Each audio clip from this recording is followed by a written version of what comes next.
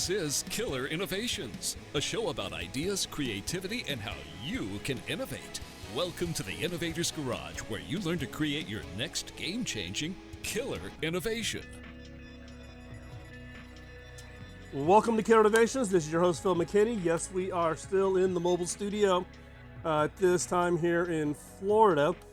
We actually had a guest who we were trying to get hooked up with at Consumer Electronics Show, but we ended up with a little bit of a scheduling challenge.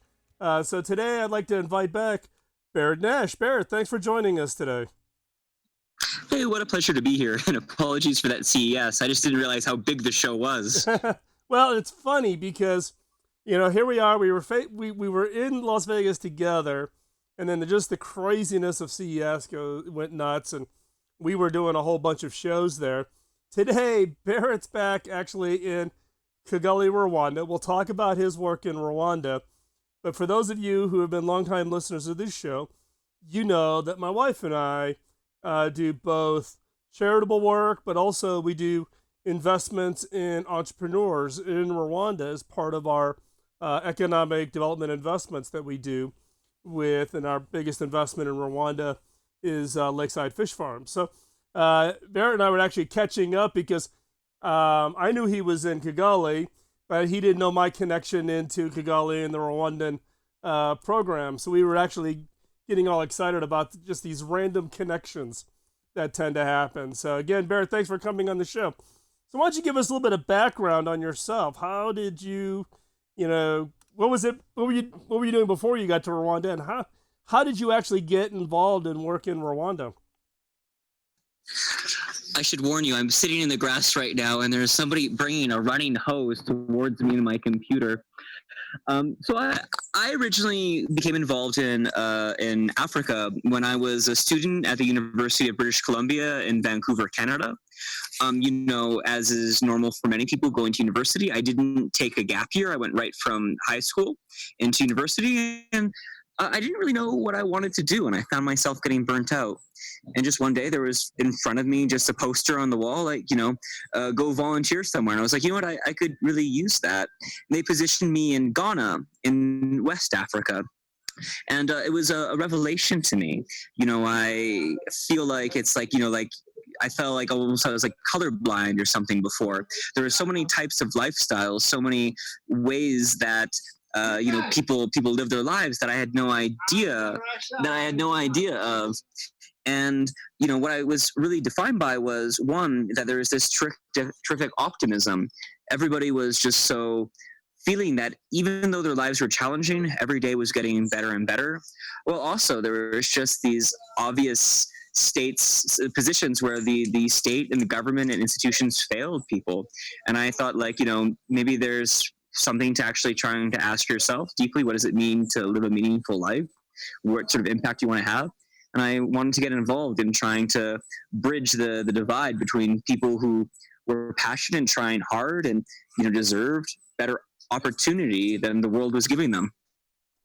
And then you were in Ghana, and then did you go directly to your involvement in Rwanda with one laptop per child, or? So after Ghana, I went back to Canada and finished my degree at the University of British Columbia. I got involved with a local startup there called Shearwater Research that was making computers for deep water diving. I was their first employee, but then when I left, there was more than 15 employees. So I got the opportunity to wear every hat over the years I was there at the company, and from putting in an ISO 9001 system to handling supply chain management to accounting reconciliation. And it made me really fall in love with startups and the efficiency of startups, and the fact that everybody goes to work and feels every day like they're a part of something that could change the world and that they're pioneers in. But after I graduated university, I wanted to go back to Africa. I wanted to go somewhere where I could have this sort of impact that I wanted to have as a purpose of myself. And I took an internship with One Laptop Per Child, which is an MIT Media Lab initiative where the government of Rwanda bought 220,000 laptops from us and used them as educational tools. And they positioned me in Rwanda. And so, and for those of us who aren't familiar with the One Laptop Per Child program, it was a laptop less so on technology, but more on how to bring technology to facilitate access to curriculums and knowledge, not just confined within the classroom, but, being able to bring all this curriculum information and coursework and access to experts from around the world. And MIT and Nicholas Negroponte at the MIT Media Lab, it was a big project in the, early to mid 2000s. And Rwanda, if I recall, was actually one of the biggest deployments, correct? Rwanda is the biggest deployment of one laptop per child in Africa. And, the project was really inspiring. I mean, they did a modified kernel of Linux that was entirely visual interface that was trying to get away from the fact that people, wouldn't know what an X icon meant or wouldn't know the visual metaphor of Windows. And it was, some of the best moments of my life watching somebody who'd never used a piece of technology before. The first thing they'd use a laptop for would be to allow their mother to cook in the kitchen at night when there was no light, and seeing that actually technology can be pretty flat if you're willing to kind of appreciate the learning curve of other people. Oh, so you mean using the screen glow literally as a light? Yeah. That's pretty funny. Well, it's actually a little side story. At Lakeside Fish Farm, we paid for the electricity to be brought out to the fish farm, which electrified all the villages out through Bugesera. And it was funny because what people wanted the electricity on their house for was to put that 4 foot or like a 2 foot fluorescent tube light above their door, right?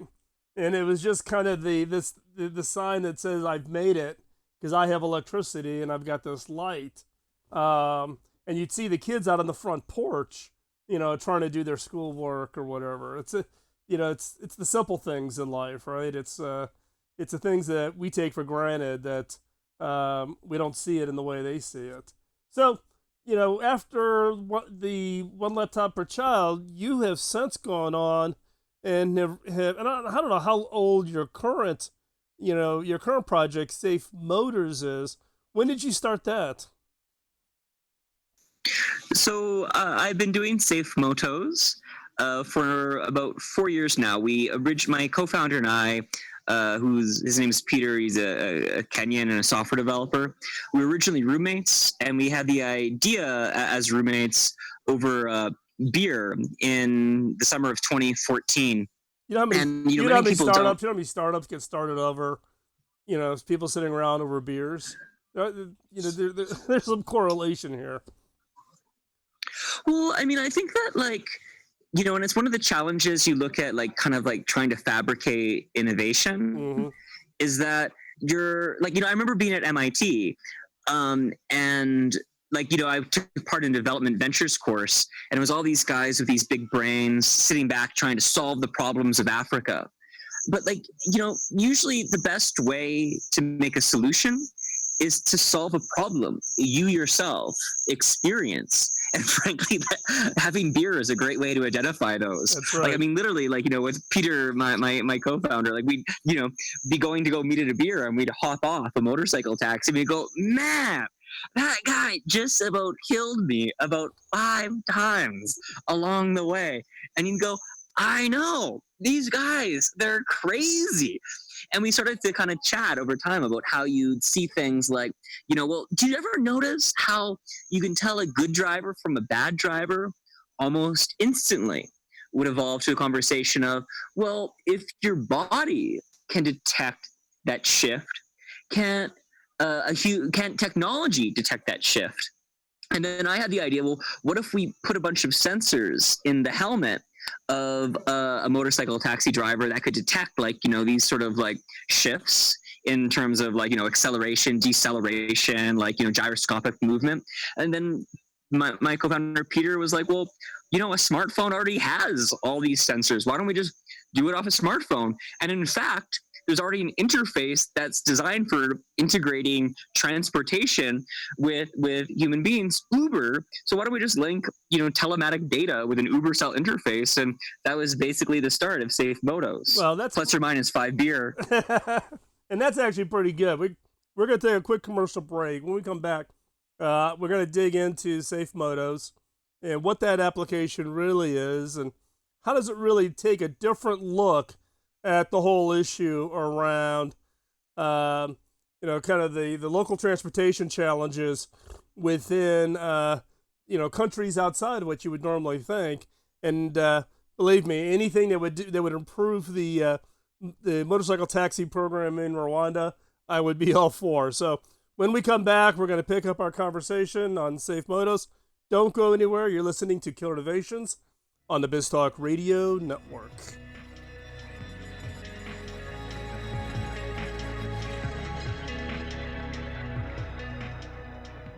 Welcome back to Killer Innovations. We are still here in the mobile studio, and today our guest, Barrett Nash, is the CEO, co-founder of SafeMotos.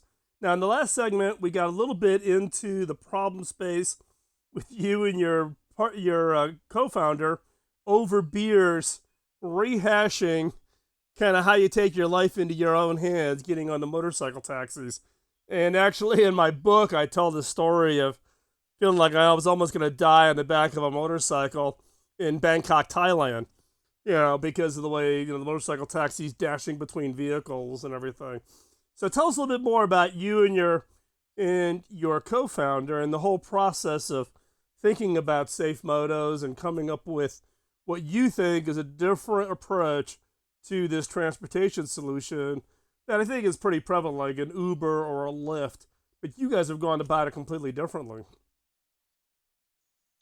Sure. Thanks for that. So a lot of people in like Europe and North America don't realize that one of the most popular ways to get from point A to point B in much of the developing world is by motorcycle taxi.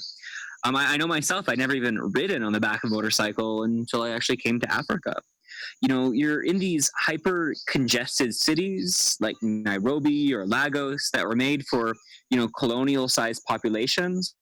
And now they become these mega cities of 10, 15, 20 million people. And the congestion is terrible. You can spend 12 hours crossing the city of the city of Lagos, my apologies. Motorcycle taxis are like a really efficient way of dealing with this. They can like weave through the congestion. They're extremely cheap to operate. And, I wish in Canada, like we had an option, it's point A to point B, picked up to drop off. The problem is that they're extraordinarily dangerous. In the emerging world after HIV/AIDS, the biggest killer is vehicle accidents. And in markets like Rwanda, where SafeMotos is operating, about 80% of accidents involve motorcycle taxis. We did an advertising campaign that I envisioned when both my co-founder and myself were actually in a motorcycle taxi accident of motos don't have seatbelts. You don't realize just how vulnerable and fragile you are, in comparison to a car, because if you just hit something, you don't have any backup. You're just flying. Mm-hmm. Our idea was, well, you know what? Like, how do you tell some teenage boy who's never driven a motorcycle before and it's his first day, and how do you differentiate him from a seasoned professional? Right. So what we've done is we've built a system that does some things that are obvious. You have to have 3 years experience to be on the platform. We make sure that you have high customer quality scores, but then we're quite innovative in the way we use data from the smartphone itself. So, in a smartphone, there's an accelerometer, there's a gyroscope, there's a GPS chip. And there's been big research done from the insurance industry in Europe and America, where they want to be able to shift from onboard devices to smartphones, basically wanting to measure how every driver drives so they can be defining insurance premiums based off of that. And a smartphone's a logical way to do it because it's in everybody's pocket. So where the insurance industry is looking at if you drive good, you pay less money, you drive bad, you pay more money. We look at it, if you drive good, we pay you to customers. You drive bad, we don't pay you to customers. Interesting. So in this case, so you and your partner came up with this idea. What was the process to go from an idea over beers to being able to start actually trialing this out? I mean, one of the challenges I have as a startup entrepreneur is the realization that I may not be the most strategic person in my life. I mean, you know what? It wasn't luck, it was blind luck. So there was a small accelerator here in Rwanda from the company Millicom, and we'd applied for it, didn't get in. But it put us with this application on a platform called F6S. Some of you might be familiar with it. Mm-hmm. And then we just got cold called from a startup accelerator based in Ireland that was focusing on innovations in the transportation industry. And they said, hey, we like what you're doing. If you were to apply, maybe you get in. And we were kind of joking, my co-founder and I, that if this is a Nigerian, we'd never trust them. But we applied, got in, went to the accelerator in Cork, Ireland. We're easily the earliest stage company there. We really had nothing more than a pitch deck. But then, we were the only company, we worked hard, only company to get follow-on funding, came back to Rwanda, launched, immediately fell flat on our face, realized that safety is something that people said they wanted, but weren't willing to prioritize over convenience or price. And basically, I've kind of iterated since then through multiple innovations to kind of make the company actually get a product market fit for this market. It's interesting because I think, we hear the story repeatedly with, founders or co-founders, teams getting out there, and you've almost got to go through that first stumble. I wouldn't call what you did a full pivot, but, getting that better product market fit, plays a pretty critical role. But the fact is it does sound like, by luck, you did not get into the accelerator locally, but you got into an accelerator focused on transportation. How much was that access to expertise around transportation help? How much did that really help you out, the work in Cork?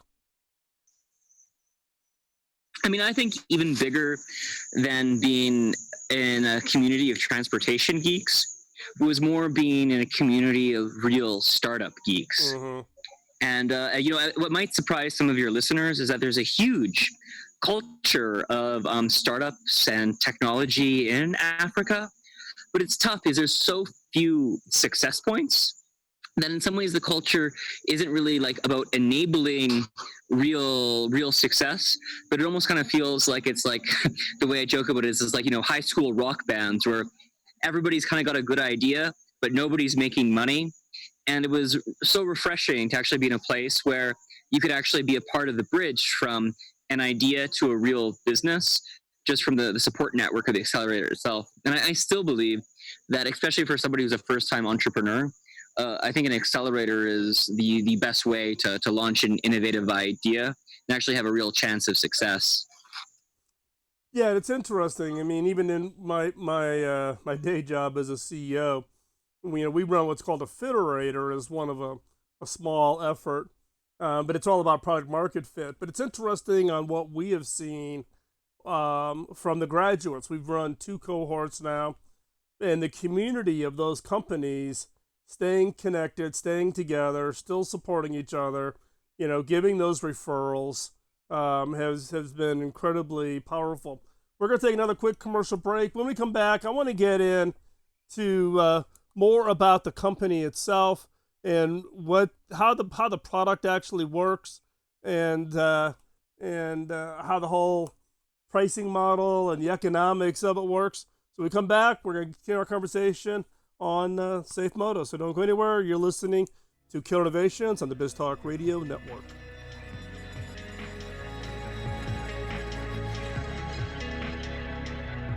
Welcome back to Killer Innovations. We are continuing our conversation with Barrett Nash, CEO and co-founder of SafeMotos. So, Barrett, you and I were laughing during the break. I can hear the local birds in the background, and I was laughing about all my time in Kigali and being in the outdoors, and you're making me miss going to Kigali. I'm gonna have to get a trip in here at some point. But I want to spend this segment really talking about SafeMotos and where you are actually at with that business. So give us a context of where SafeMotos is today. Like I think like actually today, this very day, we're probably in the best space we've ever been. We've got a bit of money in the bank that gives us some runway.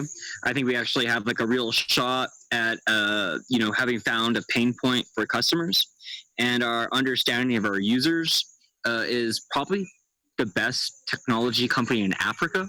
But it's been a painful journey, I gotta say. You know, One of the challenges of operating a company in Africa is the realization that, number one, there's basically no research into any of the market opportunities. So a lot of it is having to kind of like discover things for yourself. There's also pretty much no success stories or repeatable success stories, which means you got to kind of be a pioneer. And I got to say, actually, I think of my ancestors as a Canadian. I feel like in some ways being here is very authentic to the journey they must have taken from Europe to Canada. We started with what we thought was a pain point, which was, increasing the safety of motorcycle taxis, then realized that maybe we made a vitamin instead of a painkiller. People are, think safety is something that is great, but it's not more than price or convenience. So we decided that instead of safety being our product, safety should be our byproduct. So then we just basically pivoted to like core Uber business model. Let's just provide convenience. The challenge is the token ride-hailing business model is lose a lot of money to fuel a lot of revenue growth, and nobody in the ride-hailing world has really figured out how to make money. And we just didn't have the investor pockets to go like, let's lose a bunch of money to get a bunch of trips. So it kind of changed our thinking to, well, how do we actually make money? Well, you need to provide a service that someone is willing to actually, pay more than your costs are. So we began doing a segmented approach where every offering we do on motorcycles would, actually be providing value. So we have female drivers for female customers, because I'm sure you can understand it's kind of disgusting for a female user to hop on the back of a motorcycle taxi with some guy. We do nighttime trips.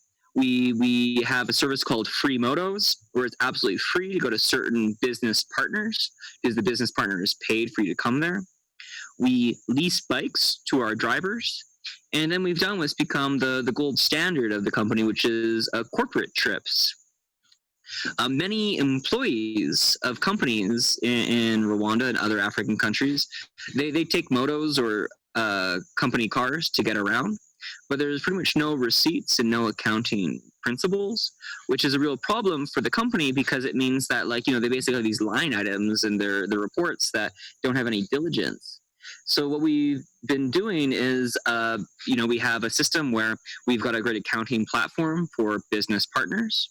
The employees will have to use SafeMotos if they want their trip to be paid for.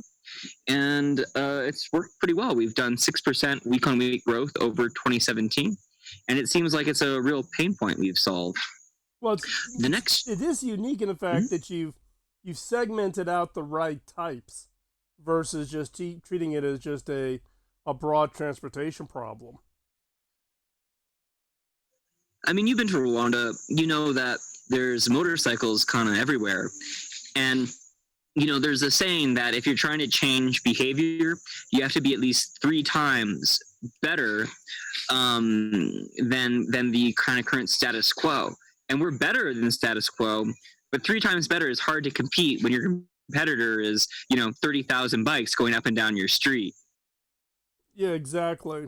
So in this case, you've segmented out the different types, whether it be with female drivers or with the corporations using you as the reimbursement model. Are those segments big enough to allow SafeMoto to grow, or are there other segments that you're looking at to go into next? Well, I've got to say, I mean, of course, we're looking to going to other markets. But what's interesting is that, a lot of the assumptions we made were kind of wrong. And we were heavily based off of ride-hailing best practices. So for one, I've just referred to as the business model side of things, which, not going broad-based, going highly segmented.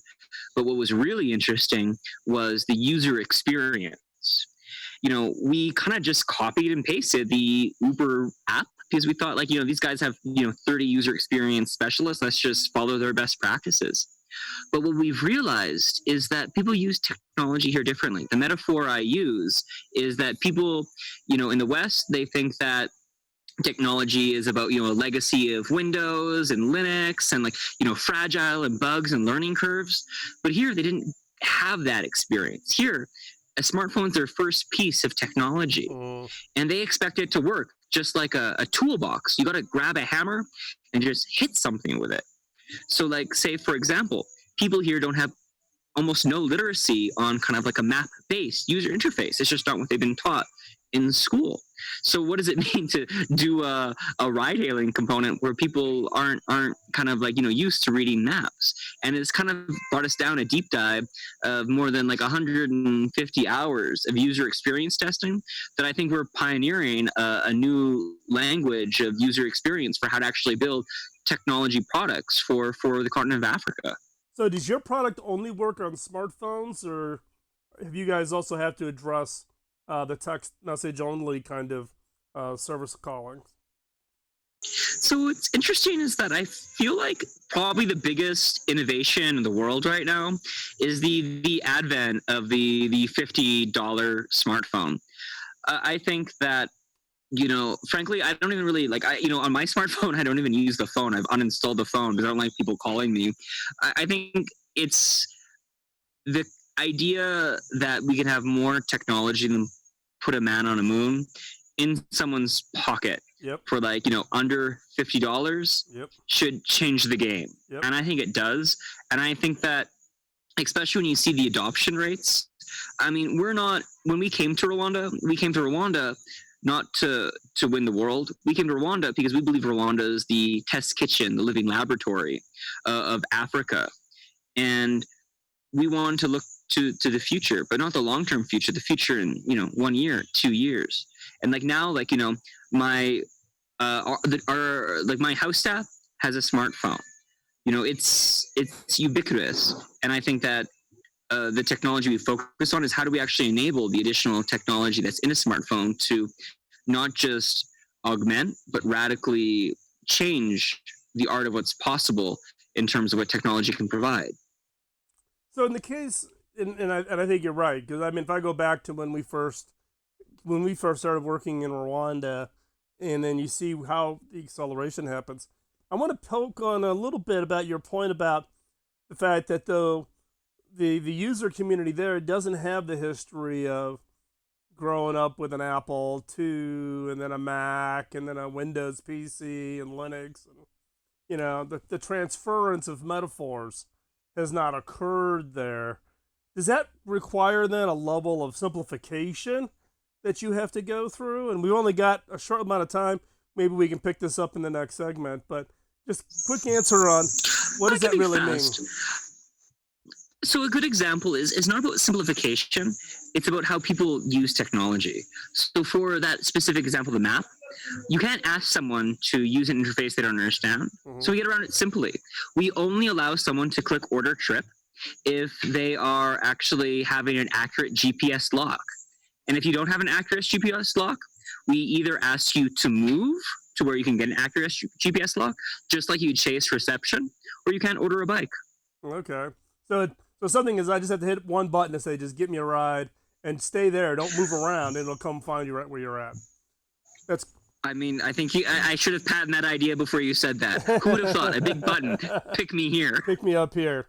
When we come back, we're going to continue our conversation, but I'm going to ask for you to share some of your lessons learned having gone through this whole process, something that our listeners can take away from your guys' experience. So stay right there. When we come back, we'll have the takeaway section of the show.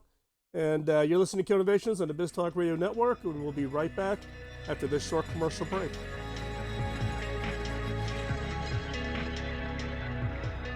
Welcome back to Kill Innovations. We are here with Barrett Nash, CEO, co-founder of SafeMotos, bringing kind of a unique transportation model to Rwanda. So, hey, Barrett, I'm specifically interested in, your experience in, if you look at what experience you've had, combined everything you've been doing, both when you were in Kenya and also Rwanda, if you could go back to before you started having that experience, what would be the 2 to 3 pieces of advice you would like to have given yourself? So if you had that time machine to go back to when you saw that poster about volunteer, what would be those two maybe 3 pieces of advice you would give yourself? My God. There's like kind of like a joke I have in myself where like every 6 months I kind of look backwards and go, I wish I knew then what I knew now. Right. I mean, high level as an entrepreneur, make sure you're solving a pain point, not making a vitamin. In Africa, you probably need to have a profit-making business model, at least from a unit economic perspective, day one. Don't launch too soon. Get your finance figured out, get your story. But like, honestly, like, I also got to say that I feel for myself, like, you kind of almost have to go through the journey to be able to not just hear the statements of the things you should do, but to fully understand it. And I got to say, like, I made a lot of mistakes. We as a company made a lot of mistakes, but I don't think we could have done it faster, especially like in an African context where, like, there's just not, I feel like in America, it's all about speed. You're trying to go around a track and go as fast as you can. You're racing with other people. Here in, Africa, there's not so many success stories. And it kind of feels like more you're almost kind of going through the jungle and you've got to kind of discover it for yourself. And you can't go faster or slower because you're not even sure what success looks like. You just know you're trying to go the right direction. Yeah, your comment about time is interesting, particularly as a Westerner, having myself spent a fair amount of time in Rwanda. Whenever I've met with Rwandan government officials, and I'm of the gotta watch, got my calendar, punctuality, all those kinds of things, and they have the old saying of, you Westerners, you have the watch, we have the time. I went through a Buddhist Zen moment when I was living in West Africa, where I waited for 14 hours for a bus to leave. And every 10 minutes, they'd say, it's leaving, it's leaving, it's leaving. And for the rest of my life, I'm never impatient with time because nothing can ever be as worse as waiting 14 hours for a bus to leave. Yeah, it is the difference. But your whole point, though, about understanding, what constitutes success, but your point particularly about being profitable, unit one, out of the gate, loss leaders, many of the models that constitutes best practices, let's say here in the United States with like an Uber or Lyft, just did not apply for what you were trying to do there in Kigali, correct? Yeah, I mean, that's absolutely correct. Like, I feel like, I feel like there's this danger in much of the world that technology has been acknowledged as an enabling agent, but then technology has been so tightly intertwined with Silicon Valley style startups, the Googles, Amazons, that people go, okay, we're going to use technology, and almost just becomes verbatim, like, let's just copy one of these big guys. Yep. When the Western technology companies, in my opinion, have been about solving Western problems, which are by and large middle class problems. Yep. Here, there's really not a middle class yet. And I feel like technology needs to actually disconnect from, the Silicon Valley style kind of like problem solving format and go, we're not trying to solve middle class problems. We're trying to enable a middle class. And I feel like that's where technology can really disrupt the arc of the story of Africa. Oh, Barrett, that is a perfect line to wrap up our discussion today. If people want to follow you and SafeMotos and what you guys are up to, what is the best place for them to track what they're doing, get in contact with you? What's the best way? I mean, for one, I'm like a very approachable person, so I frankly just love it if people would just email me at Nash, Nash, at SafeMotos.com or info@SafeMotos.com. And, you can come to our website, you can come to our Facebook, just search for SafeMotos, but I'm open. I'm always just happy to have a chat or get a cup of coffee or a cup of beer. And I'm on couch surfing too, so if you want to come by Rwanda, feel free to visit.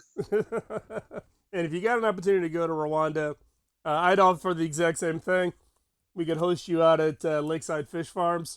You can see what we do out there and what we're trying to do for growing a middle class in the more rural parts of Rwanda. Hey, Barrett, thanks a lot. I do greatly appreciate your time, knowing the challenges of getting a good internet connection in different parts of the world. So I appreciate you taking the time and working out the logistics to be on the show today. Thank you very much. And my sincere pleasure, and thank you for forgiving me for missing our interview at the Consumer Electronics Show. Not a problem. I guess I actually got stuck on the wrong side of that giant highway. Like, I thought I'd walk over. It just didn't work. Yeah, well, it's a challenge of getting around CES. And for those of you listeners, you know that we've been wrapping up the series of all the interviews from Consumer Electronics Show. So we did, I don't know, probably more than a dozen interviews at Las Vegas with thought leaders, Stephen Guggenheim, head of AI at Microsoft, to you name it. Barrett and I were supposed to connect. It didn't work out, but we were able to make it work out logistically when he got back to Rwanda. So, hey, if you've got a guest who you think should be on the show, drop me a note, phil@killernovations.com. I'd love to hear about it. And we are continuing our trips across the country here in the United States, talking to rural entrepreneurs. If it's your town or your city you would like for us to stop by and meet your entrepreneurs, drop me a note. Love to hear about it. You can check us out over at theinnovators.studio over on the Facebook page. And with that, we're going to wrap up today's show. Don't let the innovation antibodies get you down. Take that idea you have, turn it into a game changer, and get out there and prove them wrong. We need your ideas. We need your innovations to solve our biggest problems. So don't sit back, engage, and execute. And with that, we will talk to you next week here in Killer Innovations. Have a great week, and we'll talk to you later. Bye-bye.